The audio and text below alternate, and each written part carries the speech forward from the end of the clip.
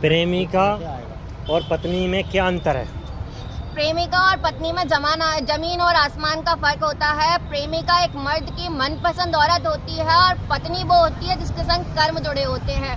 किस्मत में जिसके संग शादी लिखी हुई होती है उसी से हमारी शादी होती है। जरूरी नहीं है कि जिससे हम प्रेम करते हैं उससे हमारी शादी हो जाए। हर लड़का इतना किस्मत वाला नहीं है कि उसकी प्रेमिका और पत्नी एक ही हो। कुछ लोगों का जीवन इतना मुश्किल होता है कृष्ण भगवान की तरह, जिनकी प्रेमिका कोई होती है और पत्नी कोई और होती है। फिर पत्नी आके हुक्म चलाने लगती है जीवन में और प्रेमिका की एंट्री खत्म कर देती है।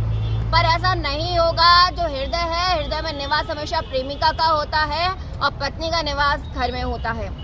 एक लड़की को हर एक उस इंसान से प्रेम करना चाहिए जिससे उसका पति प्रेम करे, जिससे उसका प्रेमी प्रेम करे, क्योंकि हमें प्रेम को समझना पड़ेगा। जैसे मान लीजिए राम भगवान जब रावण को मार रहे थे तो रावण को मारते टाइम पे जो रावण है उसको विचलित किया गया, क्योंकि रावण के हृदय में सीता जी का निवास था और सीता जी के हृदय में राम भगवान का निवास था और राम भगवान के जो हृदय है उसमें संपूर्ण जगत का निवास था।